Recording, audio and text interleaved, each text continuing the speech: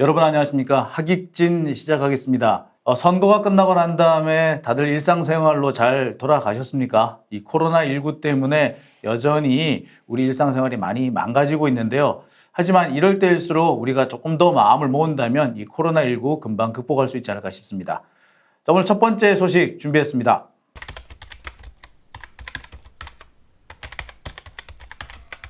네, 오늘 첫 번째 소식은 정경심 재판에서 고함을 친 검사 이야기를 좀 해봐야 되겠습니다.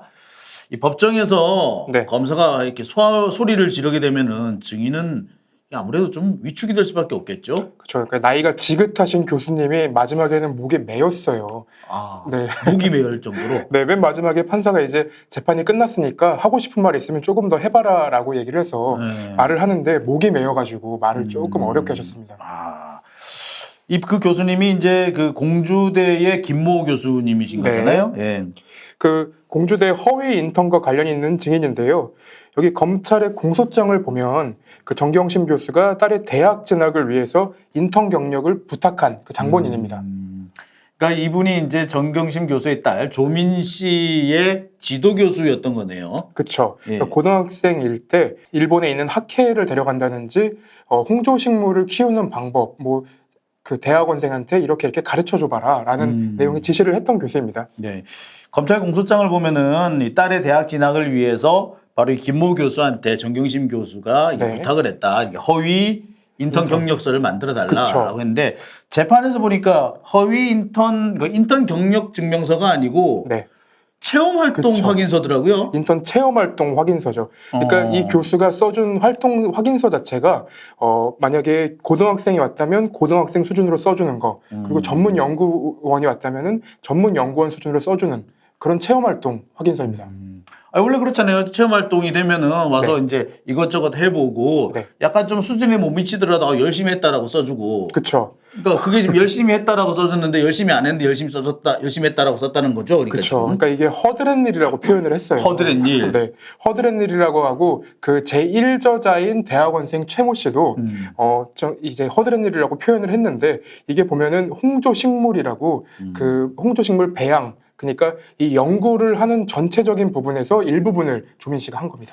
그러니까 이제 허드렛 일이라고 하는데 말 그대로 우리가 허드렛 일하면 뭐 청소하고 뭐 이것저것 정리하고 그런 거라고 생각했는데 그건 아니라 이 말씀이죠. 그렇죠. 그러니까 배양할 때 이 어항에서 어항으로 넘겨서 담고, 그리고 이 어떻게 진행이 되고 있는지를 확인하고. 그러니까 수조란 게 그렇잖아요. 이게 물을 가득 담아두더라도 이게 곰팡이가 생긴다든지 뭐 다른 그 밖에 뭐 녹조리가 생긴다든지 이런 걸 막기 위해서 그러니까 정기적으로 물을 갈아줘야 되는 거 아니에요. 그렇죠, 그러니까 정기적으로 물을 갈아주는 일을 했고, 근데 이게 또 아무 물이나 쓸 수 없다면서요, 시험실 같은 경우에는. 그렇죠. 정제된 바닷물 같은 걸 갖다 써야 정제된 바닷물.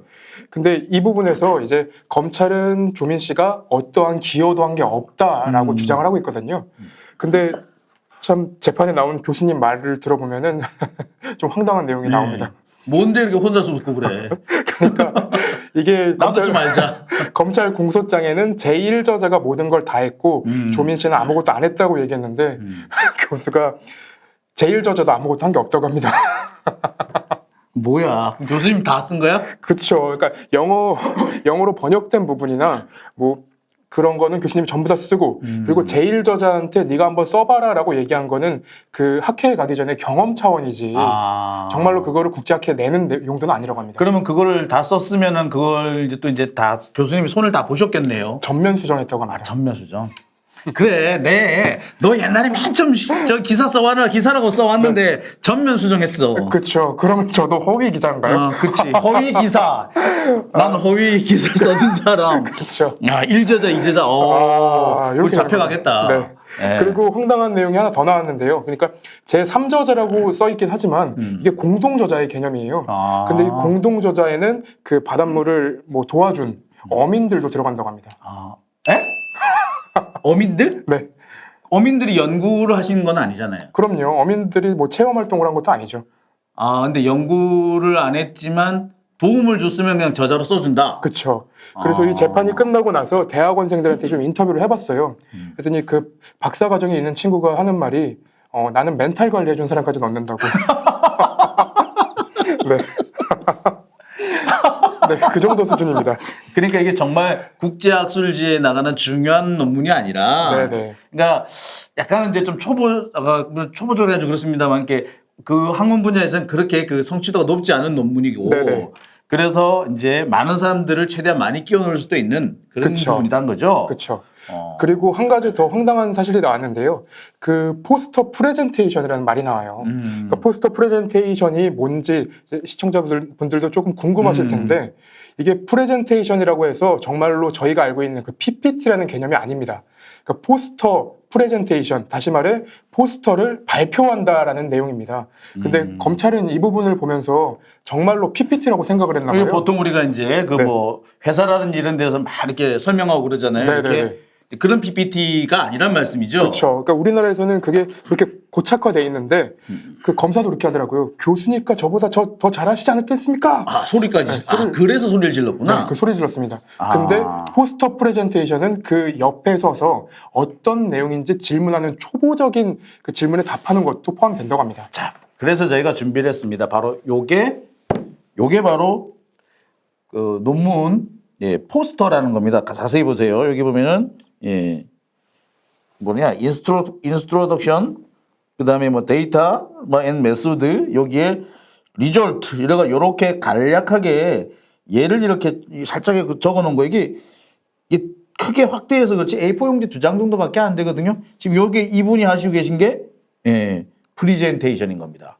그러니까 이거를 하는데 이제 조민 씨가 와서 했던 거 아니에요. 그렇죠. 그러니까 별거는 안 했네. 그리고 그 제1저자인 대학원생이 하는 말이 자기가 영어로 얘기를 할 때 조금 단어가 틀린 부분이나 어려운 부분이 있으면 조민 씨가 설명을 해줬고 그리고 담당 교수도 하는 말이 어려운 질문이 나오면 나를 불러라였습니다. 그러니까 그러면은 대학원생님이 네. 고등학생한테 단어를 물어봐야 될 정도면 걔 실력은 또 뭐야? 그쵸. 그래서 그 되게 말을 주저주저 했어요. 아, 본인도 상당히 조심스럽게 했구나. 그리고 이번 재판에 나왔을 때 좀 가슴 아팠던 부분은 그 제1저자인 그 대학원생 지금 졸업을 했을 겁니다. 박사과정을 밟고 있을 텐데 그분이 출산을 한 지 얼마 안 됐어요. 아. 그래서 심적으로 되게 힘든 상태였습니다. 그런데 그 상황에서 와가지고 검사들이 닥달냈으니까 조금 열받았겠다. 그렇죠. 되게 열받기도 할 테고 위축이 되기도 하고 그 상태였습니다. 예, 제가 또 하나 이렇게 포스터라는 걸 하나 준비해 봤는데요. 요런 게 있습니다. 이게 뭐 같습니까, 여러분? 예. 뭐 여기도 보면은 여기 보면 이제 인트로덕션이고 뭐 리절트, 인트로덕션 이렇게 쭉 나오죠. 근데 사진이 더 많아요. 보시다시피. 자, 뭘로 보이십니까? 저는 아까 이걸 보고 팜플렛이라 그랬어요. 딱 팜플렛 수준이죠. 저 에버랜드인 줄 알았습니다. 에버랜드. 맞네. 그 동물도 나오고 네. 식물도 나오고 예, 에버랜드. 자, 바로 이런 게 우리 그 이번에 지금 사건에서 논란이 되고 있는 그 포스터라는 겁니다. 포스터. 논문 포스터 보고 여기에서 초록이라고 하는 것은 여기에 써 있는 그 하나하나의 그 글자들 그 내용들을 초록이라고 부르는 건데 네. 이거는 그렇게 중요한 거 아닙니다. 그러니까 여기에 저자로 이름을 넣어줬다고 해서 그렇게 그게 될 거는 아니라고 봐요. 그렇죠. 그리고 초록을 올리고 그 국제학술 대회, 그러니까 학회에 가는 이유가 아이디어를 얻기 위한 차원이래요. 그러니까 굉장한 설명을 하거나 그럴 필요는 없다는 거죠. 그러니까 내가 이런 거네. 마치 우리가 기사를 쓸 때 내가 이번에 김태현에 대해서 기사를 좀 쓰려고 하는데 뭐 좋은 거 없을까요? 이러면은 김태현이 구리에 산대. 이런 얘기예요. 그런 거죠. 아이디어. 야, 고등학교를 어디 나왔대? 네. 누구랑 친하대? 이런 거. 그럼 그 학교 가면 되겠네. 뭐 이런 식으로. 네. 예. 요 정도 얘기를 하는 것이 프리젠테이션이었던 겁니다. 근데 이게 뭐 엄청난 것인 것처럼 얘기하는데 아니 그러면은 네. 이 교수님도 그러면 그냥 이렇게 써주면 되지. 왜 이렇게 또 이렇게 그 뭐 열심히 이렇게 써주셔가지고 이렇게 논란을 만드셨대요? 그 교수님이 아주 촌철살인을 했죠. 주례사를 많이 하셨나 봐요. 주례할 때 많이 하시죠, 네, 교수님들. 신랑 신부가 진짜 착해서 착하다고 얘기하는 건 아니지 않냐고. 그렇습니다. 네, 그렇습니다. 착해서 맞죠. 보면은 신랑 김태현 군은 장래가 촉망되는 인재로서 정말 장래가 촉망돼서 그런 건 아니죠, 그죠? 네, 그렇죠. 네. 근데 그걸 왜 허위로 했느냐? 네, 그 검사분이 질문 자체가 좀 이상했어요. 그러니까 허드렛 일을 했으면 허드렛 일을 했다고 써야 되는 거 아니냐? 그렇지. 인턴 확인서에 누가 그렇게 써요? 아, 그렇지. 맞아. 추천서나 확인서에 네. 그냥 언제부터 언제까지 우리 연구실에서 아주 성실하게 네. 예, 체험 활동을 했습니다. 라고 쓰지. 그렇죠. 뭐 인턴 확인서 써주는데 우리 연구실에서 허드렛 일을 했습니다라고 쓰면은 신데렐라죠, 뭐. 아니, 네. 그런데 이게 논문 초록에 뭐 또는 포스터에 제3저자 네. 이렇게 이제 등재가 됐다고 하잖아요. 네. 그러면 이분은 보니까 뭐 별것도 아니긴 한데 네. 굳이 이렇게 제3저자라고 써줄 것까지는 없지 않았을까요? 왜 그러셨대요? 그러니까 제3저자라고 저희가 지금 언론에 나오고 있어서 그렇게 칭하고 있는데 그 모든 사람들 그냥 공동저자라고 얘기를 한다고 합니다. 그러니까 이제 검찰 얘기는 그거 아니야. 이렇게 아무것도 한 게 없는데 저자가 아닌데 왜 이렇게 써줬어? 이 말이잖아요. 네. 왜 그랬대? 한 게 있으니까요. 한 게 있긴 있구나. 그래서 뭐 네. 그 교수님은 그렇게도 얘기를 하시죠. 어릴 때그 국제학회 같은 데 가보면 네. 학습의 어떤 계기라고 해야 되나요? 어떤 좀 공부하고 싶은 느낌. 이렇게 그쵸. 예, 어떤 모티브 같은 게 생기니까 그래서 내가 그런 기회를 한번 마련해 주고 싶었다. 그런 얘기도 하긴 하더라고요. 그러니까 이 부분이 그 방금 말씀하신 부분이 약간 목이 메어서 말씀을 하신 부분인데요. 목이 메어서. 네. 거기서 제가 좀 감명 깊게 들었던 포인트는 우리 아이들이 국제학교를 가고 싶다고 했는데도 내가 못해줘서 너무 미안하다. 내가 어릴 때부터 공부를 많이 하고 싶었는데 이렇게 국제학회에 가고 싶은 사람들을 데리고 가주는 게 내가 해줄 수 있는 일이다. 교수로서 네. 어린아이들한테 해주고 싶은 일. 그렇지. 네. 그 우리 사회부 인턴, 아주경제 사회부 인턴한테도 제가 참 해주고 싶은 게 많아요. 네, 그래가지고 그렇죠. 이것도 한번 해봐라, 저것도 해봐라. 근데 이제 주로 웃고 도망가지. 네, 성실히 도망가죠. 네. 예. 지금 보시다시피 이런 내용입니다. 지금 정경심 교수 재판에서는 이렇게 지금 진행이 되고 있는데 지금 다른 언론사들에서 보도하는 내용을 보면은 마치 정경심 교수가 이 허위 인턴 증명서를 발급받은 것이 법정에서 확인된 것처럼 이렇게 얘기를 하고 있어요. 그러니까 지금 우리가 확인하고 저희가 계속해서 들어본 바로는 그렇습니다. 그래, 과장은 있다. 그지? 그쵸. 예, 과장은 있고 뭐 굳이 쓸 필요가 없는 내용도 있었고 내가 그걸 왜 써줬는지 내가 참 후회된다. 하지만 뭐 그 정도 가지고 뭐라 그러냐. 얘 확인을 했다. 나름 열심히 했다. 이런 정도 얘기였거든요. 그렇죠. 실제로 하기도 했고 그리고 녹취록이 그러니까 녹음 파일이 재생이 됐는데 이번 안 그래도 녹음 파일 얘기 많이 네, 했었죠. 녹음 파일이 재생이 됐는데 그 녹음 파일은 2013년도에 그 의전원 면접을 앞두고 녹음 파일 대화를 나눈 거를 그러니까 네. 검찰에서는 그 녹음 파일 내용을 보고 거짓말 리허설이라고 이렇게 대대적으로 언론 플레이를 하지 않았습니까? 근데 아무리 상식적으로 생각을 해봐도 사실은 몇 년 전 2009년도에 한 인턴 활동인데 4년 뒤에 내가 잘 몰라서 교수님한테 가가지고 어머니의 친구잖아요. 실은 이게 뭐 대학 교수들 사이에서 이런 일이 있다라는 거는 사실은 조금 뭐 비판을 받을 수 있는 내용일 수도 그렇죠. 있지만 도덕적인 문제를 볼 수 있죠. 근데 이게 부모님 친구이자 그리고 대학원을 보내고 싶어하는 어머니의 친구분 그러니까 이분이 어느 정도의 설명을 해주는 것 네가 이런 거 했었다 그리고 이런 거 했다고 네가 얘기해라 그리고 그걸 넘어서는 부분은 그렇게는 얘기하지 말아라고 얘기한 부분이 녹음이 다 돼 있어요. 그러니까 그런 거네요. 그러니까 2009년에 인턴을 했고 네. 이제 그동안 대학 4년을 잘 다닌 다음에 네. 저 대학원 가고 싶은데요. 그때 제가 했던 거 네. 그거 저 자기소개서에 넣고 싶어요. 근데 제가 뭐 했어요, 교수님? 네가 이런 거 했었다. 그러면서 네. 핀잔도 많이 받았겠다. 그렇죠. 넌 그것도 기억이 안 나니? 아니 그 차를 마시는 동안 얘기를 했나 봐요. 네. 그러니까 차 마시는 동안 내가 얘기해 준 거 이제 해봐 라고 얘기를 합니다. 네. 해봐. 네. 그러니까 이제 검찰에서는 거짓말 리허설이라고. 그리고 조민 씨가 아무것도 모른다는 전제하에 가르쳐 준 거냐라고 얘기하니까 4년 만이라고 4년이 지났기 때문에 하긴 그래요. 근데 이거는 시차가 4년 정도 되잖아요. 그러니까 교수님이 갑자기 그 얘기를 해요. 저기 뭐 갑자기 확인서 얘기하다가 갑자기 이 얘기로 들어오면 어떡하느냐라고 짜증을 막 내는데 이게 그래서 그런 얘기가 나오신 거군요. 그렇죠. 그러니까 그 교수님이 얘기한 게 아니라요. 변호사가 얘기한 거예요. 변호사 네. 김출주 변호사님. 네네. 네. 그 제가 그 김씨로 두 분이 써 있어서 제가 그 부분을 조금 헷갈려. 네네. 구분해서 쓰라고. 네. 기억돼 있으니까 이게 김칠준인지 김 교수인지. 네. 그래서 기사는 고쳐놨습니다. 아, 그랬구나. 네. 큰일 날 뻔했다. 예, 저희도 종종 이렇게 틀립니다. 예. 네. 일단은 그래서 어찌됐든 인턴 하지 않았다가 아니라 하긴 했다. 그리고 그 최 씨가 이 제일 저자인 최 씨가 1에서 5% 정도 기여를 했다라고 얘기하는데 사실은 그 기여도 자체라는 게 말이 안 된다고 하더라고요. 그렇죠. 네, 관여를 한 게 어느 정도인지 그거를 주관적으로 판단할 수밖에 없는 거라서. 그렇죠. 그건 그런 식으로 얘기하면 안 되는 거죠. 네. 사실 그런 얘기가 나오면은 제지를 하는 게 맞아요, 재판장도. 그렇죠. 그런 얘기는 하시는 거 아니라고. 그렇죠. 그리고 포스터 프레젠테이션을 조금 더 설명을 드리면 그거는 이제 시간이 정해져 있대요, 보통. 그래서 뭐 2시부터 4시까지 권장사항으로 네가 여기 서 있어라 라는 내용은 있는데 이 최 씨가 포스터 프레젠테이션을 할 때 그 조민 씨를 못 봤다고 얘기를 해요. 근데 그거는 사실 못 볼 수도 있는 게 이 사람이 안 서 있어도 제지한 사람이 없다고 합니다.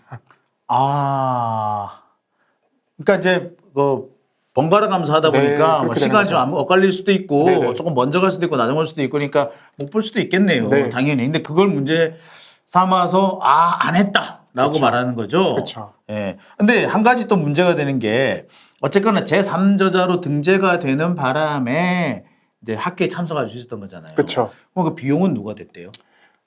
자기가 낸 겁니다. 아, 조민 씨가? 네. 그러니까 예전에 이제 뉴스공장에 나와서 이 공주대 교수님이 얘기를 했었어요. 네, 그분이 뉴스공장인지는 정확하지 않습니다. 근데 이분이 많이 언론에 라디오나 네, 이래 네. 출연하셔가지고. 네, 얘기를 했는데 자기 돈으로 일본 학회에 가는 게 뭐가 문제냐라고 얘기를 했던 적이 있거든요. 그러니까 이제 뭐 자기 돈으로 그러니까 아마 이제 정경심 교수가 돈을 네네. 내서 그 딸을 국제학회에 보내고 싶은데 국제학회에 보내려고 하다 보니까 저자라고 이름이 등재가 돼야지 갈 수 그쵸. 있으니까 그것 좀 넣어준 거네. 그렇죠. 근데 그게 지금 허위다. 이거를 네. 지금 따지고 논란이 된다는 그렇죠. 말씀이죠. 그리고 공소장에 있는 주요한 한 단어가 있는데 이게 정경심 교수의 지인이기 때문에라는 부분이 있거든요. 지인이지. 예, 근데 그 제일 저자는 그러니까 조민 씨가 정경심 교수의 딸인지 몰라요. 맞아. 그런 부분이 나오더라고요. 네. 이번에 이 일 일어나서 물어봤다고. 네. 그 친구가 그 친구냐고. 네, 맞습니다. 자, 결국엔 이렇습니다. 근데 여러분, 저희가 좀 이렇게 상세하게 설명을 드리고 있습니다만 상세한 설명을 드리면 드릴수록 자괴감이 나요. 우리가 이런 거 취재하려고 기자 됐나 생각이. 아니, 고삐리 체험활동 확인서 그거 가지고 그거 좀 거짓말이 있으면 어때요? 근데 그걸 가지고 지금 뭐 이렇게 온 나라가 이렇게 들썩들썩 해야 돼요? 그러니까 저는 진짜 아까 선배랑도 얘기를 했지만 그 검찰 중에 그 시보를 할 때 검찰 15있죠. 예. 예, 그때 조금이라도 허위가 없는 분이 있을까라는 예. 부분이 그 얘기는 내가 양지열 변호사한테 들었어요. 왜냐하면 이렇게 그 사법시험 지금 없었습니다. 네네. 사법시험 치고 나면 이제 15를 한대요. 판사 15, 검사 15, 마지막에 이제 변호사 이제 변호사 15를 하게 되는데 보통 이거는 이제 어떤 뭐 로펌이라든지 변호사 사무실에 네. 가서 15를 등록을 하고 한대요. 네. 안 간대요, 근데 등록만 하면 안 간대요. 그래서 그거 다 털어보자고 양지열 변호사가 그랬다니까. 그거야말로 허위 인턴 아닌가요? 그렇죠. 이거는 사실 뭐냐면은 사법연수원생은 공무원이거든요. 이거는 공무집행방해야. 위계에 의한 공무집행방해야 이거. 와, 그 많던 고발단체는 다 어디로 갔나? 그렇지. 이런 생각이 듭니다. 법세련이고 이런 친구들 이거는 좀 고발 안 할까. 그쵸. 참. 어쨌거나 여러분 참 세상 각박해졌습니다. 이제 여러분들도 어디 가서 추천서 부탁하실 때 조심하셔야 되겠습니다. 제가 얼마 전에 이제 불교 방송과 관련해 가지고 일을 하려고 제가 그 수계증을 제가 어느 쪽에 부탁을 한 적이 있어요. 네. 그랬더니 그 스님이 허허허 웃으면서 이거 잘못되면 나도 조국되는 거 아니야라고 하신 적이 있는데 참 마음 아픕니다. 다음 소식 넘어가겠습니다.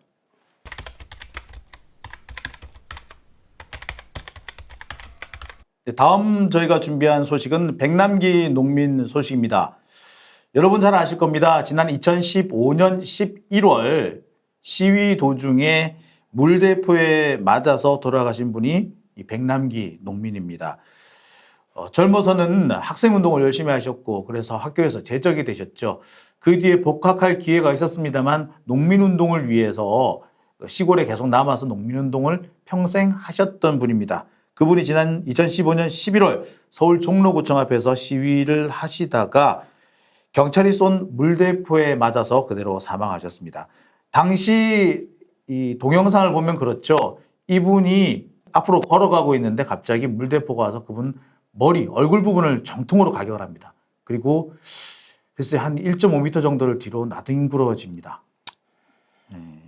결국 그 사건으로 심각한 뇌손상을 입고 약 10개월 정도 의식불명으로 계시다가 2016년에 결국 돌아가시게 됩니다.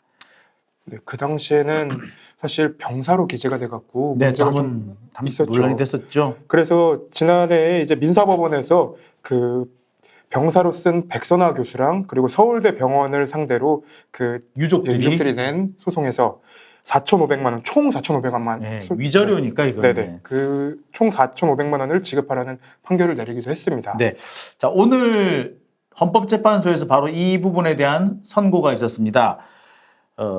경찰이 시위대를 향해서 이 물대포를 직사 살수를 한 행위는 위헌이다 라는 결정이 나왔습니다. 이 직사살수, 이 행위는 물줄기가 일직선 형태로 이 시위대에게 도달하도록 살수한 행위라고 하는데 이것은 생명권과 집회 자유를 침해한 것이다 라고 결정을 내렸습니다. 특히 생명권을 침해했다라고 얘기했었죠.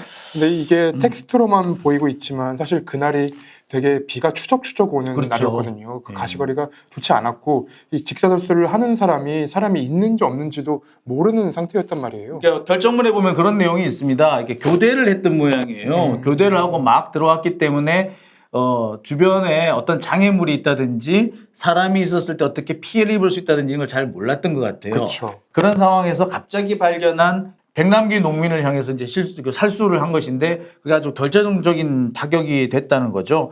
그 상식적으로 사실은 그 물 강도라는 거는 경찰들은 알고 있을 거아요. 그렇죠, 알고 있죠. 그러면 그날 사람이 있는지 없는지 보이지가 않고 비가 오는 상태였다면 조금 안전 요원도 배치를 많이 하고 그리고 물의 방향이라던가 강도를 좀 줄여야 된다라는 말을 해야 될 것 같은데. 아니 그러니까 저 물대포라는 게 그래요. 사실 이게 이스라엘제입니다. 이스라엘에서 언제 쓰느냐면은 팔레스타인 난민들이 화염병 들고 나오고 돌 던지고 그런 시위를 막기 위해서 쓰는 건데 누가 쓰느냐? 경찰이 쓰는 게 아니에요. 이스라엘 군이 쓰는 겁니다. 그러니까 반쯤은 살상용이에요. 그럼 경찰 버스에 메어놓은 그 줄 당기는 게 도대체 어떤 위협이 됐길래 그렇게 쏜 겁니까? 그러니까 이제 아시다시피 이제 백남기 농민은 이제 그 당시 그 경찰 버스를 치우려는 거였죠. 그러니까 청와대를 향해서 시위대가 이제 몰려가는데 그것을 막기 위해서 버스로 차벽을 세우지 않습니까? 그쵸. 자, 근데 여러분 아시는지 모르겠습니다만 버스로 차벽 세우는 거 위헌입니다. 이거 위헌이에요. 이것도 위헌으로 결정이 난 바 있어요. 차벽을 세우면 안 되는 기 때문에 그 차벽을 무너뜨리려고 한 거는 이거는 위법이 아닌 겁니다, 사실은. 자, 그런데 거기다 살수를 했다는 거는 이거는 확실한 위법이 되는 거죠. 그렇죠. 이 살수를 하는 것 자체가 위법입니다. 그래서 사람이 사망을 했기 때문에 이것은 위헌이 벌써 맞았던 거예요. 사실 이게 4년씩이나 끌었다는 것 자체가 참 안타까운 정도의 얘기입니다. 그 경찰 차벽을 요 근래에 좀 본 적 있으신가요? 없죠? 저도 명박산성 이후에는 그렇게 본 적이 아니요, 그 근해상성도 좀 봤죠, 우리가. 저 최근에 한번 또 본 적이 있습니다. 저 마지막에 그 정경심 교수 구속 당일날 경찰이 법원이랑 검찰청에 그 시민들이 못 가게 하려고 차벽 세운 거 봤습니다. 그렇죠. 에워쌌죠. 그러니까 이 차벽이 항상 위헌인 것이 아니라 특정한 건물을 보호하기 위해서 차벽으로 에워싸는 거는 괜찮아요. 그런데 통행 자체를 막는 거는 위헌으로 이렇게 이미 헌법재판소가 판단을 내린 바 있습니다. 그렇죠. 그렇기 때문에 이게 종로구청 앞에 길을 막아섰다. 그 차벽으로 막았다는 건 위헌의 소지가 매우 높았던 겁니다. 자, 이런 위헌 상태에 대해서는 국민들은 저항권이라는 걸 행사할 수 있어요. 몰랐지? 예. 내 전공이잖아. 헌법 석사. 헌법 전공, 헌법 석사. 누구나 석사로 교수도 하던데 척척 석사분. 척척 석사. 왜 나는 이 정도 나도 척척 아닌가? 왜 그러면 포스터 프레젠테이션 해보셨겠네요. 포스터 프레젠테이션. 네. 자, 제가 이렇게 웃고 있습니다만 사실 이 백남기 농민의 이 사망 사건은 바로 1년 뒤 우리가 박근혜 정부를 무너뜨리는 그 촛불 집회의 가장 큰 원동력이 됐습니다. 저는 이 촛불 집회를 회상할 때마다 두 분한테 생명을 바쳤다라고 얘기를 합니다. 한 사람은 이 백남기 농민이고요. 또 한 분은 그 한참 촛불 집회가 진행되던 와중에 분신 스스로 자신의 몸에 불을 지르고 분신하신 정원 스님이십니다. 이 두 분의 숭고한 희생이 있었기 때문에 우리가 박근혜 정권의 그 참혹한 위헌, 참혹한 그 국정농단으로부터 대한민국을 수호할 수 있지 않았을까 하는 생각이 듭니다. 그럼에도 불구하고 이 판단이 나오는데 어떻게 보면 너무 간단한 거 아니겠습니까? 사람이 뒤로 넘어질 정도로 강한 물을 그것도 얼굴을 향해서 쐈다면 그거는 뭐 재판을 할 필요도 없이 위헌이고 잘못 아니었겠습니까? 근데 그 판단이 나오는데 4년이 걸렸습니다. 왜 그랬을까요? 그 기간 동안 헌법재판소의 재판관들이 많이 바뀌었습니다. 지금 유남석 헌법재판소장을 중심으로 한 새로운 헌법재판소 재판부가 만들어지고 난 다음에 나온 판단이 되겠습니다. 하지만 이번 판단에도 한 분의 소수 의견, 반대 의견이 있었습니다. 그분은 각하 의견을 내셨어요. 네, 그러니까 애초에 그 헌법 소원 자체가 잘못됐다라는 얘기를 그렇죠. 하시더라고요. 그러니까 이제 헌법 소원이라는 것은 침해의 현재성이라는 게 있어야 된다고 합니다. 그러니까 지금 당장 내가 침해를 받는 상황이어야 한다. 쉽게 말해서 이런 거죠. 내가 만약에 군대가 나는 위헌이라고 생각한다. 그럼 내가 군대에 있을 때 헌법 소원을 내야지 전역하고 나면 못 낸다 이 말이죠. 그런 건데 이미 백남기 농민은 돌아가셨지 않느냐. 그리고 이 물대포 살수는 그때만 하지 않았느냐. 그러니까 지금 이 헌법 소원을 내는 것은 부당하다라고 하신 분이 한 분 계셨습니다. 그럼에도 불구하고 나머지 8분은 비록 그것이 지금 당장 침해의 현재성은 없다 하더라도 이와 같은 일들이 앞으로 벌어질 수 있고 또 이런 일은 벌어져서는 안 되기 때문에 헌법재판소가 명확한 입장을 만들어둘 필요가 있다라고 해서 이번에 위헌 결정을 내렸다고 합니다. 시간이 걸리긴 했지만 헌법재판소의 현명한 판단에 다시 한번 박수를 보냅니다.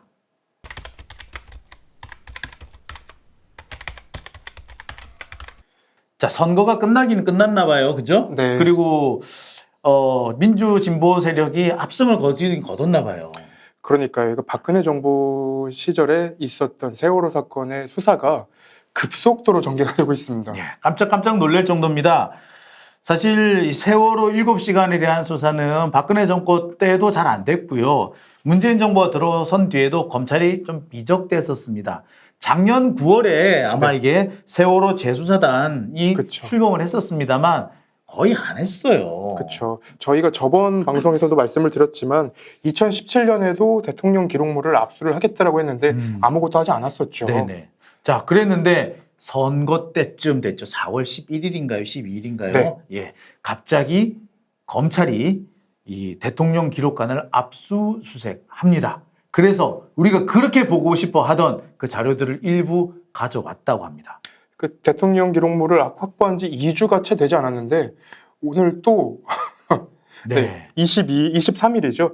또 압수수색에 들어갔습니다. 네. 이번에는 행정안전부를 비롯해서 행정안전부, 기재부, 그다음에 인사혁신처 이런 곳들을 대대적으로 압수수색했습니다. 모두 총 10곳의 정부 부처를 압수수색을 해서 네. 당시 세월호 참사 당시에 어떤 일이 있었는지를 모두 모아왔는데요. 뭐 크게 큰 물줄기로는 그렇습니다. 당시 청와대가 방해 행위를 했느냐. 네. 두 번째, 그 세월호 특조위에 배치됐던 공무원들이 어떤 사람이었으며 이 사람들이 그 당시에 올린 보고서가 어떤 게 있느냐. 이런 것들을 지금 다 긁어 모았다고 해요. 그러니까 당시에 세월호 참사가 벌어지고 난 다음에 이제 세월호 특조위가 나오지 않았습니까? 그쵸. 특조위가 조사를 하는 거를 공무원들이랑 여당이 그 당시 여당이니까 당시 이제 그쵸. 그 한나라당 새누리당 네. 이름이 자꾸 바뀌어서 헷갈립니다. 하여튼 그때 네. 새누리당 신천지당 욕을 하고 싶어도 이름이 너무 바뀌어갖고 그러니까 욕을 하다 막 헷갈려요. 네. 예. 어쨌거나 지금 네. 그 당시 새누리당이 상당히 많이 방해를 했는데 네. 그 부분에 대한 대대적인 수사를 하겠다는 겁니다. 그리고 얼마 전에는 또 소환주소도 한번 했잖아요. 그 당시 세월호 특조위 부위원장 되시는 분. 네, 그분이 이제 박근혜 대통령, 박근혜 전 정부 당시에 그 정부에서 일했던 분인데 이게 특조위가 요구하는 사람들을 이제 조금씩 그 수사를 하고 있어요. 그러니까 드디어 이제 그동안 논란이 됐던 그 세월호 특조위 부분에 대해서 세월호 진상규명 방해 사건에 대해서 조사가 진행되고 있고요. 세월호 참사 당시 7시간 동안 도대체 무슨 일이 있었는지 이 부분에 대해서도 이제 조사가 시작되고 있습니다.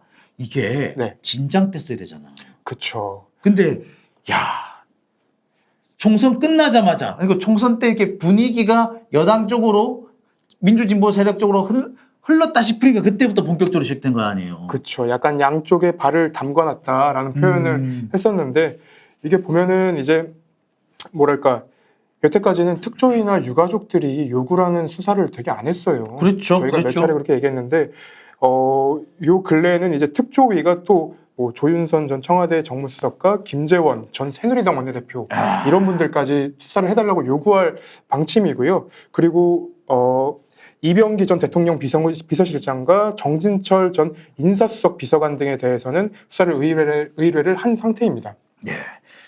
자, 저는 이 보도를 보면서 갑자기 지난 2017년 5월 달이 떠올랐습니다. 문재인 대통령이 당선되고 일주일이 채 지나지 않아서 세월호가 인양되지 않았습니까? 그렇죠. 그래서 야, 정권이 바뀌긴 바뀌었구나 라고 제가 생각을 했었거든요. 네. 이번에도 그런 생각이 드네요. 야, 민주진보 세력이 의회 권력을 장악하기는 했구나. 그리고 증거인멸이 힘들었으니 역으로 이제는 제대로 수사가 되길 바라보겠습니다. 그렇군요. 참 한편으로는 참 씁쓸합니다. 이 사건을 지금 주도하고 있는 사람이 뭐 세월호 재조사단의 임관혁 단장 아니겠어요? 그렇죠. 자, 이분이 이제 안산지청장으로 있을 때는 별로 안 움직이다가 최근에 갑자기 확 움직여요. 고검으로 가셨죠? 네, 서울 네. 고검으로 가 있는데 아니 나 이 양반이 이렇게 갑자기 움직일 거라 생각을 못했어. 그렇죠. 되게 조용한 사람이라고 얘기를 들었던 것 같습니다. 일 안 하는 사람. 네. 뭐 그랬다는 거예요. 남들이 그렇게 얘기를 한대요. 예, 제가 그랬다고 얘기는 아니고요. 네. 근데 이분도 이제 그동안 윤석열 사단으로 분류되고 있었는데 한편으로 보면은 이분이 이번에 차를 바꿔 탔나? 라는 생각도 살짝 듭니다. 그러니까 갑자기 이렇게 세월호와 관련된 수사를 독려하고 있는 게 아닌가라는 생각도 들고요. 한편으로서는 아니야, 윤석열 총장이 빠져나갈 구멍을 찾나? 라는 생각도 들고 어쨌거나 검찰의 지금 태세 전환이 눈에 띄고 있는 것 같습니다. 이 태세 전환이 어디까지 갈 것인지, 그래서 정말 우리가 알고 싶어하는 세월호의 진실을 밝혀줄 것인지 우리 두 눈 부릅뜨고 지켜봐야 되겠습니다.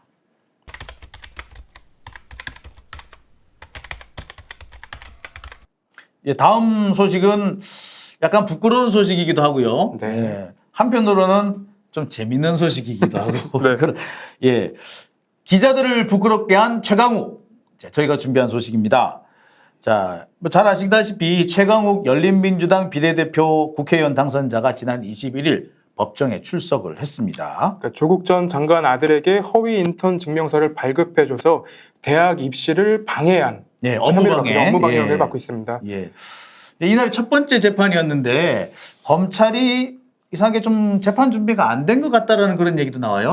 그러니까 이날 변호인이 그쪽 시작하기 전에 네. 웃지 마. 김 빠지잖아. 그거 아니, 뭔데 같이 좀 웃자. 아이씨. 그러니까 변호인이 이렇게 살짝 웃어요. 그래서 검찰이 네가 웃은 게 아니고. 네, 검찰이 그 10개월간 16시간 이제 16시간을 왜 이렇게 강조하냐 얘기를 해요. 그러니까 변호인이 처음에는 그 공소장에 써 있는데요. 검찰이 또 얘기를 왜 16시간을 강조하냐? 뭐 10개월 동안 16시간을 했다는 얘기냐?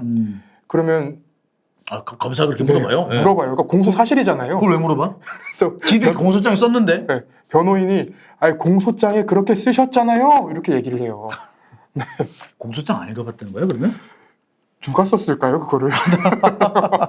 자, 이렇습니다. 이게 네. 조금 이해가 안 되시는 분들을 위해서 제가 추가 설명을 드리겠습니다.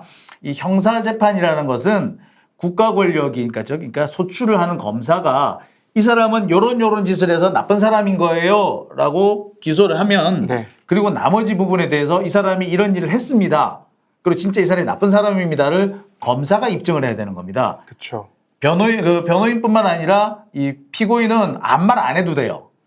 그렇죠. 그리고 선배 이게 처음에 기소될 당시가 혹시 기억이 나실까요?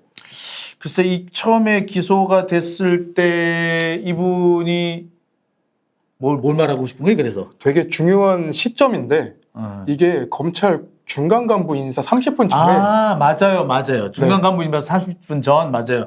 부장검사급, 차장검사급 그때. 그렇죠. 근데 이때 최강욱 당선자가 그 검사들을 검증하는 자리에 있었어요. 아 맞습니다. 그래서 맞아요. 참고인 조사 한 번도 없고 피의자로 전환됐다고 하지만 피의자 조사 한 번도 없었기 때문에 실은 이날 재판에 나와서 물어본 것 자체가 촌극이라는 거죠.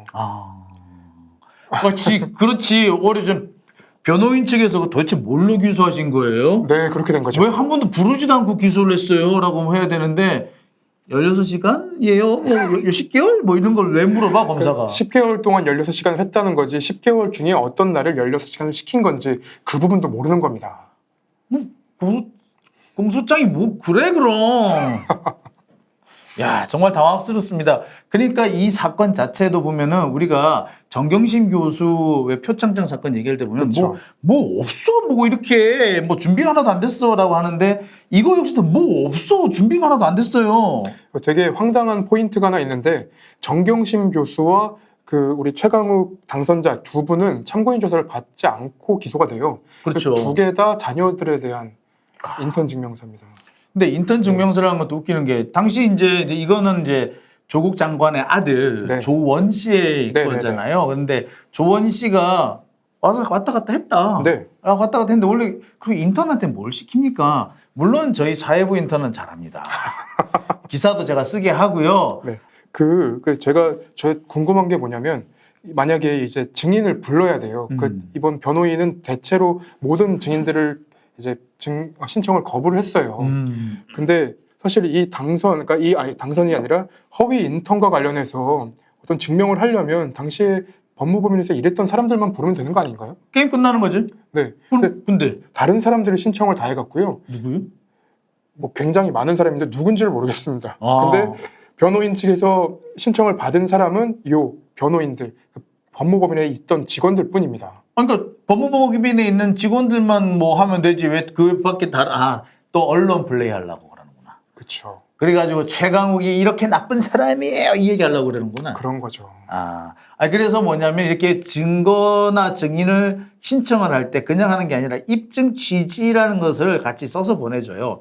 이 사람은 뭐뭐뭐뭐에 대해서 잘 알고 있는 사람이니까 이 사람을 증인으로 신청합니다 라고 한단 그쵸. 말이에요. 이게 없어요. 그죠? 그렇죠. 근데 공판 준비길이 없었거든요, 이거는. 그렇죠. 바로 열렸죠. 그래서 사실은 그 입증 취지를 뭐 전부 부정당할 거라고 생각을 한다면 입증 취지를 뭐 내지 않고 하는 경우도 있다고 얘기는 하더라고요. 뭐 그럴 수도 있죠. 네, 근데 재판부도 되게 의문을 가졌던 게 이 모든 증거가 이 재판과 관련이 있나요? 라고 물어봐요. 그러니까 뻔한 사람이면은 굳이 입증 그 취지를 말 안 해도 되고 만약에 내가 뭐 사고를 쳐서 걸려갔다 그러는데 김태현을 증인으로 신청했다 그러면은 굳이 뭐 입증 취지 이런 거 안 써도 돼요. 예, 그렇잖아. 그렇죠. 예, 그런데 그게 아니고 내가 뭐 사고를 쳐서 잡혀갔는데 저기 우리 저 회사의 저 행정실 직원을 갑자기 부른다든지 네. 그 전혀 상관없는 옆 동네 옆 부서에 누구를 부른다든지 이렇게 되면 결국에는 그거죠. 예. 장용진 욕해봐. 네. 이 얘기인 거죠. 그 얘기밖에 안 되는 건데 네. 결국엔 이번에도 그렇게 하려고 했었는데 그리고 참고인 조사에서 피의자로 전환된 시점만 얘기하면 끝나는 얘기인데 피의자 전환 시점을 얘기를 못해요. 그래서 다음 재판이 기대가 되는 재판입니다. 이거는. 아니 요즘 검사님들 재판 왜 이렇게 하시는지 모르겠습니다. 제가 한 13년, 14년 이렇게 법조를 계속 출입을 해서 제가 2007년부터 법조를 출입을 해왔는데 한 번도 벌지 못했던 일들이 막 벌어지고 있어요. 그러니까 제가 의문을 갖는 건 그 당시에는 그러면은 기소가 된 다음에는 재판을 다들 안 들어가셨었나라는 생각이 들더라고요. 그때는 재판을 들어가는 친구들이 따로 있었죠. 그러니까 그때는 검찰에서는 기사 쓰면은 법원에서는 그 법원 출입 기자 따로 있었기 때문에 법원 출입 기자가 기사를 썼죠. 근데 재밌는 거는 뭐냐면은 검찰 출입 기자와 법원 출입 기자의 생각이 틀려요. 본 게 틀리거든. 그런 경우 그래가지고 싸움이 나요. 근데 보통 법원 출입 기자가 조금 연차가 낮거든. 그러니까 법원 출입 기자가 좀 져요. 이제 그런 것을 방지하기 위해서 이제 내일신문 같은 네네. 경우에는 아주 완고참을 거기에다가 이제 법원 출입 기자를 박아놓는 아. 경우도 있어요. 그렇게 해서 일부러. 요 근래는 법원 재판, 그러니까 특히 조국 일가 재판과 관련해서는 아니면 지금 여권 재판과 관련해서는 법원과 검찰 기자단의 의견이 같은 것 같아요. 물론 다른 내용이 나와도 같은 것 같아요. 이게 좀 이상하게 변하는 것 같아요. 사실 저희는 같은 재판을 보고 똑같은 얘기를 또 다 다르게 얘기를 하는 거예요. 똑같은 말을 놓고 다르게 얘기를 하는데 뭐 40개 언론사가 다 조금씩 색깔이 틀려요. 아, 그래가지고 야 우리 같은 재판 들어간 거 맞니? 라고 우리들끼리 막 그랬던 것 같아. 그래가지고 서로 막 얘기를 하다가 누가 맞네 틀리네 뭐 이렇게 하다가 약간 언성 높아지기도 하고 했었거든요. 근데 그런 장면도 저는 안 보이는 것 같고. 네. 그리고 특히 제가 의심을 갖고 있는 것 중에 하나는 그 재판에 나온 혹 검찰이 기소한 혐의를 가지고 재판에서 나온 내용 이 부분이 맞는지 틀린지가 추가 확인이 없는 느낌이에요. 그래서 밖에 나와가지고 그냥 다른 변호사들 이 사건과 관련 없는 변호사들한테 전화를 해서 이 혐의면 이런 거 맞는 거죠? 라고 하고 기사가 마무리되는 느낌입니다. 사실 제가 이렇게 제일 깝깝하는 부분이 그 뭐 변호사도 마찬가지고 네. 뭐 소위 말하는 전문가들 중에 멘트 자판기라는 사람들이 있어요. 잘 모르지만 요런 소리는 상황입니다라고 하면 거기에 맞춰서 따다다다닥 딱 한 두세 줄 얘기해주는 그런 사람들이 있어요. 그러니까 멘트 자판기라고 그러는데 또 그런 사람 연락처를 또 딱 서로 막 나눠 가지더라고. 그렇죠. 아휴. 그렇게 되면 뭐가 되냐면 기사를 쓴 사람은 다 다른데 기사는 똑같이 나가는 거거든요. 이게 시각도 없고 뭐도 없고 참 답답합니다. 이게 또 이게 라떼는 얘기가 되는 것 같아가지고 좀 죄송스럽습니다만 글쎄 그때보다 지금이 더 발전해야 되는 거 아닌가요? 적어도 더 많은 의견이 나오고 더 치열하게 싸우고 해야 될 것 같은데 그렇지 않은 것 같습니다. 거꾸로 가는 것 같아요. 오히려 하지 말아야 될 짓을 하고 있어요. 이날 이제 최강욱 그 당선자의 경우도 기자들이 질문을 왜 저렇게 하지? 라는 그런 부분도 있었어요, 사실. 그러니까 이 부분이 사실 같은 포인트인데 최강욱 당선자가 그런 얘기를 해요. 그 기자가 다짜고짜 오더니 오늘 재판에 대해서 입장 한 번만 얘기해 달라고. 그 부분 제가 기억이 나는데 이렇습니다. 갑자기 한 여기자가 남 기자입니다. 남 기자입니다. 여기자가 먼저 했어. 아, 너 그거 안 봤지? 미디어 모은 거 안 봤지? 봤습니다. 그래 거기서 먼저 나오잖아. 아, 먼저 딱 나와가지고 묻습니다. 허위 인턴 증명서를 발급해 주신 혐의로 기소가 되셨는데 대학 입시에 쓰이는 걸로 알고 발급해 주셨나요? 이게 너 자백해! 이 말이잖아. 그래서 최강욱 당선자 얼굴이 확 달아올랐다가 한참을 대답 안 하고 가만히 있어요. 뭔 말을 하나 듣고 있는 거죠. 그러니까 이제 본인이 이제 화가 나서 그냥 참는 거예요. 네. 아마 평소 승질 같았으면 버럭했을 거야. 내가 알아. 이분 한승간 하셔. 누군가 어떤 기자는 마음을 읽었나 봐요. 그 최강욱 당선자가 큰 소리를 냈다라고 에이, 기사를 썼더라고요. 보시면 아시겠습니다만 큰 소리는 한 번도 나온 적이 없습니다. 조용조용. 아니 그분이 원래 네. 그 열 되게 잘 받아. 잘 받아요. 그리고 한번 승질나기 시작하면 무섭습니다. 근데 그날 그렇게 화가 난 게 얼굴에 보이는데 네. 정말 마음을 다 가라앉히고 이야기를 하죠. 윤석열 검찰총장의 지시에 따라서 만들어진 정치 검찰의 불법적이고 정치적인 기소로 오늘 법정에 가게 됐다라고 하면서 한마디 더 하죠. 검찰이 입번 날짜도 제대로 설명하지 못하고 거짓말을 하면서 언론을 동원해 허위 보도가 나가게 했다라고 얘기를 합니다. 그렇죠. 저는 한마디를 더 하신 게 굉장히 좀 저는 시원했어요. 그러니까 검찰이 주는 대로 쓰지 마시고 취재를 하시라고. 네. 그 다음 부분에서 이제 그 다음 부분 이제 왜 재판이 끝나고 난 다음에 또 네네. 묻는 부분이잖아요. 아, 그래가지고 네네. 재판이 끝나고 나왔는데 이제 그 최강욱 그 당선자가 이번에 최근에 뭐 이상한 그 시민단체 보수 성향 시민단체에서 고발을 당해요. 공직자윤리법 위반 혐의로. 그러니까 그 주식을 3천만 원 이상 보유했다. 그러니까 그 공직자는 1,000만 원 이상의 주식을 보유할 수 없게 돼 있는데 어떻게 보유했냐? 이거 고발해야 된다서 고발을 당했어요. 그에 대해서 입장 한 말씀 해주시죠. 라고 한 거죠. 되게 취재하셨어요? 네. 그러니까 입장을 말씀해 달라는 얘기입니다. 이거. 아, 취재를 하셨냐고요? 말씀을 입장을 말씀해 줄 수 있는 거 아닌가요? 아니, 팩트가 아닌데 뭘 입장을 얘기합니까? 라고. 네. 예, 바로 그 얘기를 하십니다. 이게 무슨 말이냐면요. 이거는 기자들이 공부를 안 해서 그런 일이 생긴 겁니다, 사실은. 아니, 기자 공부를 할 것도 없어. 그냥 법 조문만 찾아봐서도 이게 뭐야 이랬을 거예요. 그렇죠. 이게 뭐라고 되어 있냐면요. 공직자윤리법 제14조의 4.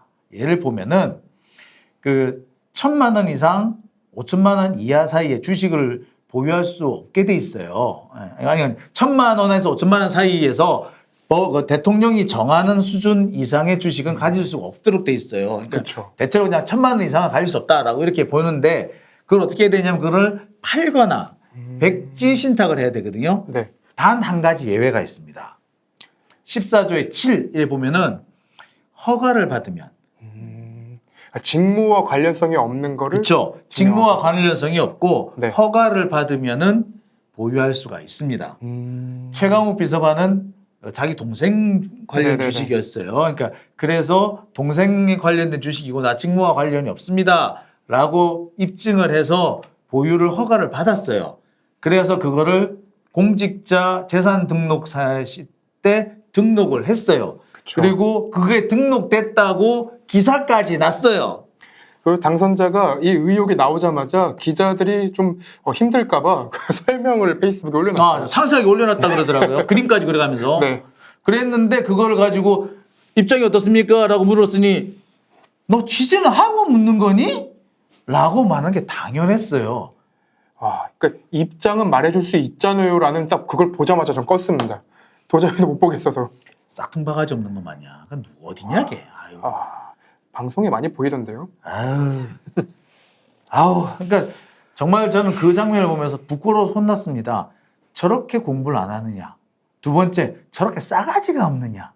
아니, 같은 얘기도 물어볼 수, 이렇게 그렇게 안 물어봐도 되지 않습니까? 일단 오늘 소회를 한 말씀 해 주십시오. 그래서, 그 다음에 그 인턴 증명서는 그러면 사실입니까? 그 다음에 그 입시에 쓰인다는 건 알고 하셨습니까? 이 세 가지 질문이거든요. 그런데 법정에서도 그렇고요. 뭐 이렇게 기자들도 그렇게 세 가지, 뭐 여러 가지 질문 하나로 꽉 모아가지고 질문하는 그렇겠다. 거는 뭐냐? 이건 뭐냐면 첫 번째 비난이에요. 두 번째 내가 원하는 대로만 답해. 요거거든요. 그러니 당연히 듣는 사람 입장에서 불쾌할 수밖에 없죠. 욕먹는 건 당연합니다. 진짜 그래서 안 그래도 요새 뭐 저기 기레기라고 안 하고 기덕이라고 한다며. 그렇죠. 기덕이가 됐습니다. 네. 어느 분은 기레기가 진화해서 기덕이가 된다고 하는데 아닙니다. 기레기 위에서 생겨난 이상한 생명체가 기덕입니다. 마치 쓰레기장 위에서 부덕이가 생기는 것과 같습니다. 어쨌거나 참 답답한데요. 제가 그런 사람들이랑 같은 기자라고 이름을 쓰는 것이 참 그때만큼 부끄러울 때가 없었습니다. 이 미디어 몽구께서 이렇게 하시는 그 네. 찍은 사진, 찍은 동영상이 아니었다면 많은 사람이 오해하셨을 것 같은데요. 이 자리를 빌어서 우리 미디어 몽구 감사드립니다.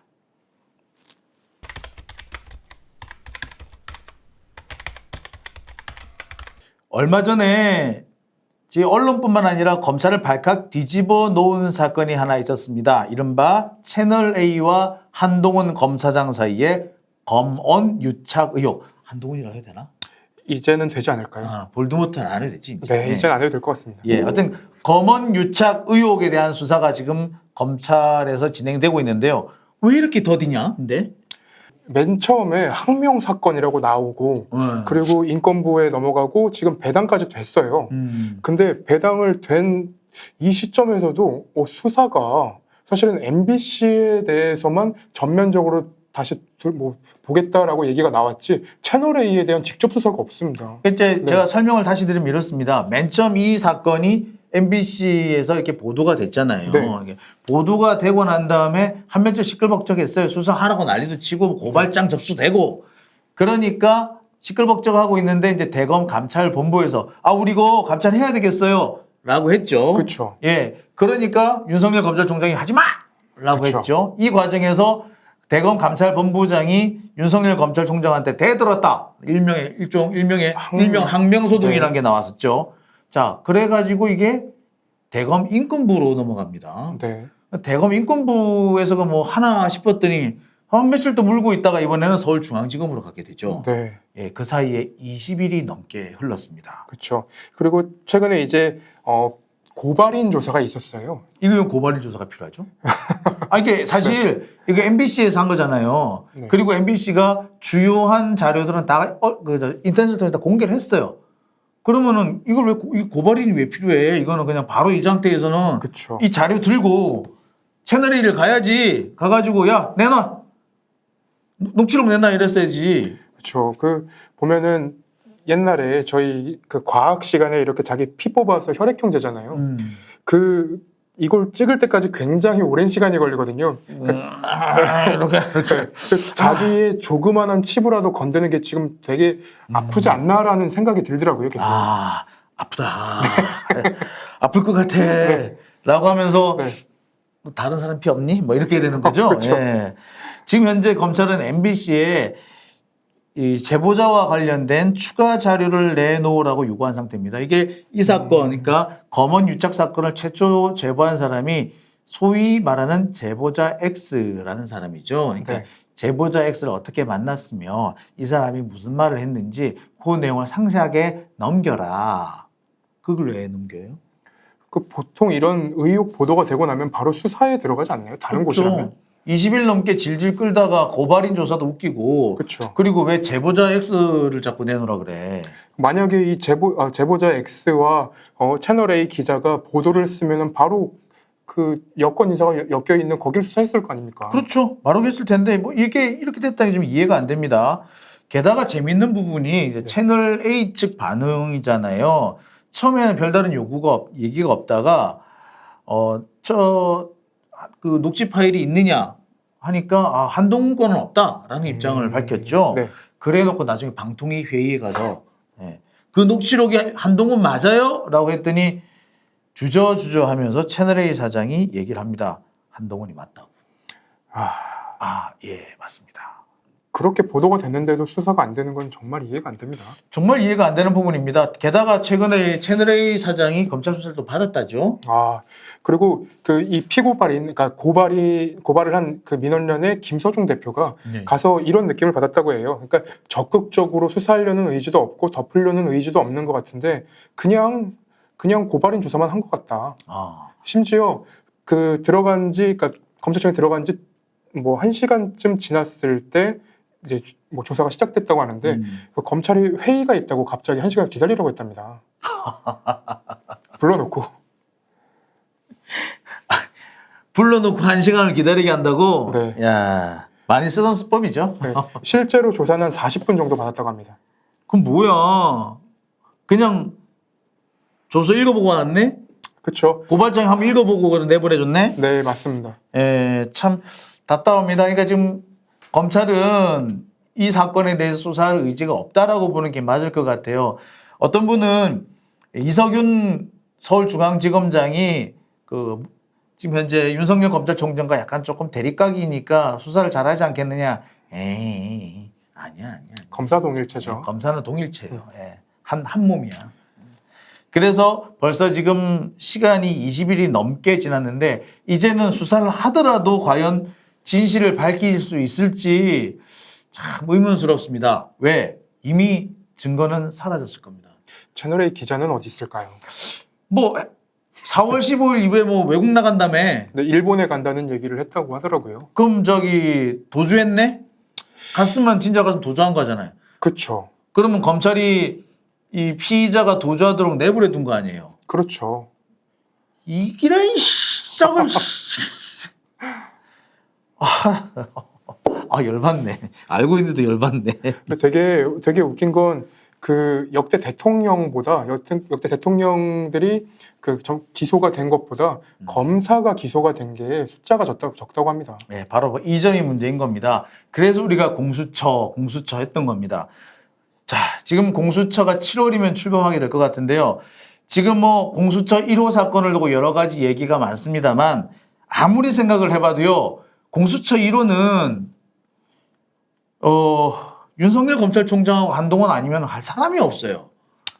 지금 뭐 1호 사건, 뭐 1호가 누구냐를 놓고 말이 많던데 1호가 중요한 건 또 아닐 수도 있어요. 근데 어쨌거나 이게 수사 안 하면 안 될 것 같습니다.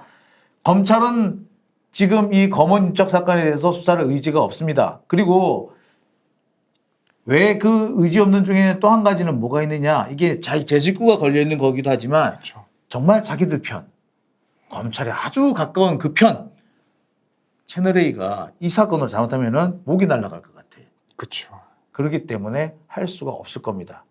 그리고 우리는 모두 다 얼굴을 알고 있지만 김학의의 얼굴을 모른다며. 네, 했던 그 검사의 이런 과거 행적을 볼 때,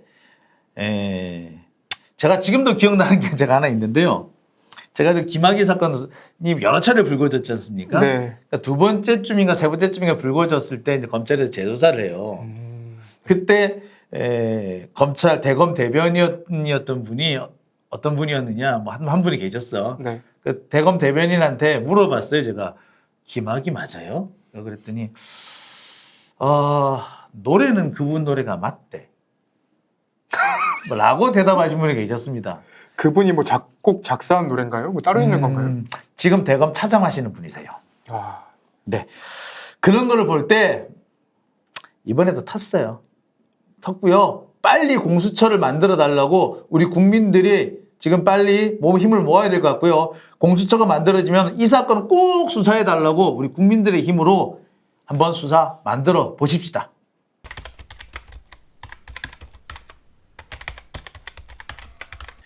네, 다음 소식은 프로포폴 소식입니다. 이 프로포폴, 이댁은 프로포폴이 가정 상비약인가 봐요. 그죠? 네. 네. 이부진 신라호텔 사장의 프로포폴 혐의가 있었는데요. 경찰이 1년 동안의 수사 끝에 오늘이 바로 4월 23일이죠. 네. 4월 23일 무혐의 결론을 내렸습니다. 사건이 종결이 된 거죠. 증거가 없다라는 얘기잖아요. 그렇죠. 그러니까 환자 진료 기록부라던가 간호조무사 그리고 휴대전화를 압수수색했는데 여기서 아무것도 안 나왔다. 근데 저는 한 가지 좀 집중해야 될 대목이 이부진 그 회장 사장 말고 3명의 이름이 누락이 돼 있대요. 누굴까요? 누굴까? 자, 설명을 드리면 이렇습니다. 작년 3월에 뉴스타파에서 이 사건을 제기하고 난 다음에 경찰이 곧바로 압수수색을 들어갑니다. 들어갔더니 없어. 투약 기록, 프로포폴 투약 기록, 마약류 대장이라는 게 없어요. 없으면 안 되거든. 그러게요. 야, 찾아내! 난리를 쳤더니 찾아오긴 찾아왔어. 그런데 뭐가 없어? 한 페이지가 없어. 거기에 총 4명이 있는데 그중에 한 분이 이부진 사장이었고요. 네. 나머지 이제 다른 2사람이 있었던 겁니다. 네. 어쨌거나 통째로 다 분실이 돼버렸습니다. 자, 그러니까 어떻게 할 방법이 없는 거예요. 그렇죠. 뭐 전화나 핸드폰에서 뭐 이런 거 안 나온 거예요. 아마 지웠겠지. 네. 네. 그래서 결국에 어떻게 끝이 났느냐? 의사만 걸렸습니다. 의사는 이 마약류 관리 대장은요, 제대로 관리를 안 하면요, 의사가 처벌을 받아요. 의사만 의료법 위반으로 처벌받게 됐습니다. 약간 영화의 한 장면이 막 떠오르는데요. 뭐, 네가 가라. 약간 그런 거. 네. 예. 네, 많은 분들이 그런 얘기를 합니다. 그럴 줄 알았다. 그쵸. 그럴 줄 알았다. 예, 예상대로 갔다. 사실 오늘 아침에 제가 이제 회사 편집 회의를 하면서 우리 국장님이 그러시더라고요. 그래서 이부진은 어떻게 될 것 같아? 그래서 기소는 되겠죠. 이부진이 되든 의사가 되든. 그랬더니 전부 다 하는 얘기가 의사가 될 것 같아 였거든요. 그쵸. 예, 정확하게 맞았습니다. 정확했습니다. 예. 자, 지금 이재용 삼성전자 부회장 역시 프로포폴 투약 의혹이 있는데요. 제가 볼 때는 그렇습니다. 그것도 비슷할 것 같습니다. 이 재벌과 관련한 범죄는 구체적으로 어떤 말들이 나와도 실제로 되는 거는 없는 것 같아요. 자, 사실 다른 사람이 이 정도의 기록이 나왔다면 말 그대로 빼박이지. 그렇죠. 예, 빼박인데 대단합니다. 어떻게 빠져나가네요. 그리고 네. 경찰이 1년 동안 수사를 했는데 이걸 못 찾아냈다면 참 글쎄 뭐 경찰이 잘못을 했다, 수사를 덜 했다고 보기는 어려울 것 같은데 정말 대단한 집안 같습니다. 요 근래에는 경찰 개혁 얘기도 많이 나오더라고요. 네, 경찰도 개혁을 해야 될 것 같다는 얘기 있죠. 그렇죠. 2020년인데도 유전무죄, 무전유죄가 이어지고 있다는 게 네, 바로 그렇습니다. 사실 뭐 그런 얘기를 해요. 이게 경찰의 기능은 크게 네 조각이 나는 게 맞다라고 그럽니다. 한 가지가 뭐냐면 일반 행정경찰과 경비경찰, 네. 그다음에 또 한 가지는 수사경찰, 그리고 지방경찰과 중앙경찰. 요렇게 그렇게 되면 크게 내동강이 나는 거잖아요. 네. 이렇게 해서 운영되는 것이 맞고 그 밖에 행정적인 부분에서 특별사법경찰이라는 게 있지 않겠습니까? 예, 그런 것들이 활성화되어야 된다고 합니다. 그래서 금감원 같은 경우에서도 지금 특별사법경찰 팀을 지금 만들려고 하고 있어요. 그래서 이제 지금까지는 금감원이나 금융위원회가 경찰권이 없었는데 앞으로는 이런 수사권을 가진 특별사법경찰이 되게 될 겁니다. 그리고 마약도 해도 그래요. 지금 마약은요, 지금 경찰에서 이번에 수사를 했잖아요. 네. 지금 법무부하고 대검에서 이미 합의된 부분이 있는데 그게 뭐냐면 마약수사청을 따로 독립을 시킬 예정입니다. 네. 자, 그렇게 되면은 거기는 좀 낫겠지? 나아야죠. 네. 나아지길 바라겠습니다. 자, 오늘 마지막으로 제가 준비한 소식입니다. 이른바 하명 수사 의혹, 그러니까 울산시장 선거 개입 의혹과 관련해서 4월 23일 첫 번째 공판이 열렸습니다. 자, 그런데 첫 번째 공판 열자마자 10분 만에 끝났다죠? 네, 이게 정치적인 기소였다라는 비판을 더 이상 피하기는 어려울 것으로 보입니다. 왜냐하면 검찰이 수사를 해야 된다고 2에서 3개월을 미뤄달라고 얘기했습니다. 아, 이미 기소를 했는데 네, 앞으로 수사를 석 달을 더 해야 된다고? 네. 뭐 하는 건데 그럼? 아이씨, 승질날라 그러네. 변호인 측에서도 화를 냈어요. 왜 그럼 기소를 왜 한 거야? 라고. 아니, 마치 이런 거 아니에요. 아침에 기사 이거 쓰겠습니다. 라고 해서 써 발제해 해서 했는데 마감 시간 다 돼가지고 저 일주일 정도 더 걸리겠는데요. 라고 하면 내가 이걸 확 받지. 마감 시간이 지났죠. 야, 이씨! 이러면서 이제 여기 나오겠죠. 와. 예.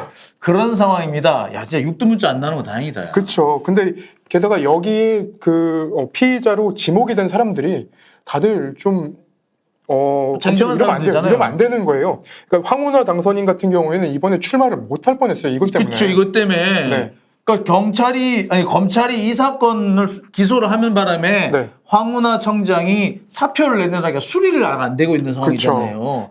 현재도 지금 경찰청 소속일 수도 있어요. 예, 소속이에요, 네. 아직까지는. 예, 그런 상황인데, 그리고 뭐 백원우 전 청와대 민정비서관 같은 경우도 네. 있고, 송철호 울산시장, 이런 분들 지금 다 이 사건 때문에 다 매몰돼 있는 거거든요.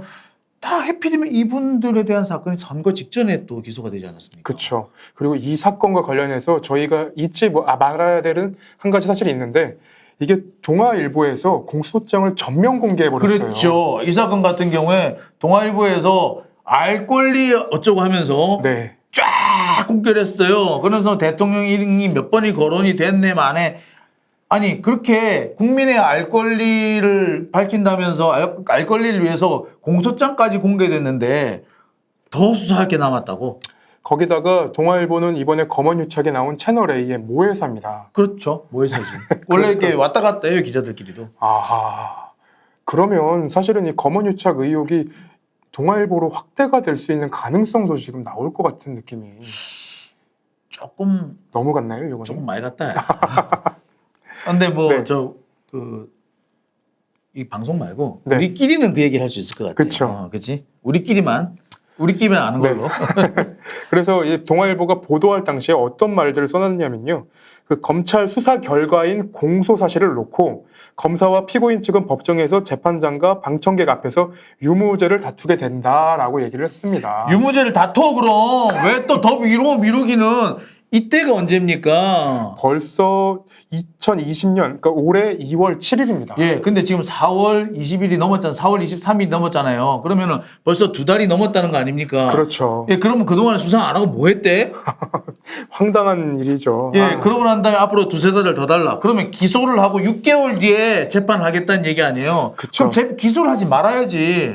그러니까 이게 이제 정치적인 기소인에 무조건 이거는 비판을 피할 수 없네라는 말들이 나오는 이유죠. 그렇죠. 딱 이 시점이 바로 선거 2달 전 아닙니까? 그렇죠. 그러니까 선거 2달 전에 이걸 했다는 건 뭐냐면은 선거에 영향을 끼치겠다라는 거잖아요. 그렇죠. 또 한참 이 무렵에 코로나19가 이제 막 이제 확산되기 시작한 무렵이잖아요. 그렇죠. 그러니까 이래저래 문재인 정부를 공격하기 위해서 하에서는 안 될 기소를 했다라는 얘기밖에 안 되는 겁니다, 이거는. 맞습니다. 그리고 이 공소장을 다시 한번 보게 됐는데 사실은 여기 보면은 선거에 있어 공무원의 정치적 중립 의무라는 게 있어요. 그렇죠. 여기 보면은 검사도 공무원이잖아요. 근데 이제 여기에 공소장에 어떤 얘기가 나오냐면요.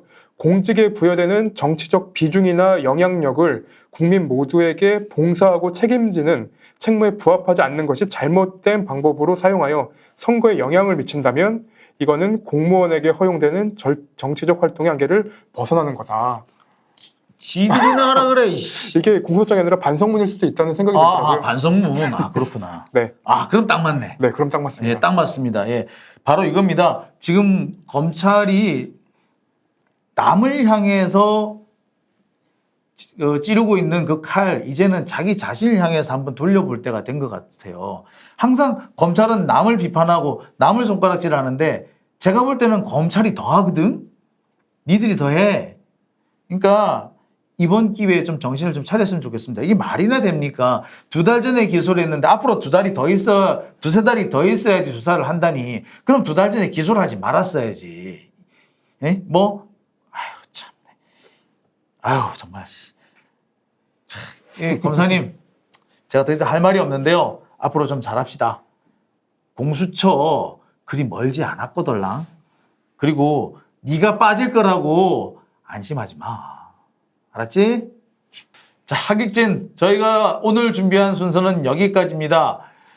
여러분, 이제 5월 달로 접어들게 됐습니다. 5월이 되면 이제 날씨가 따뜻해지고요. 그러면 아마 코로나19도 조금 잦아지지 않을까 생각해 봅니다. 하지만 이럴 때일수록 우리가 경각심을 늦춰서는 안 된다고 합니다. 자, 마지막 고비를 넘고 있습니다. 이 고비 잘 넘기시고요. 우리 가을에는 정말 기분 좋게 가을 옷 구경, 단풍놀이구나. 단풍놀이죠. 가을 단풍놀이 가도록 합시다. 자, 오늘 순서 여기서 모두 마치겠습니다. 여러분 감사합니다.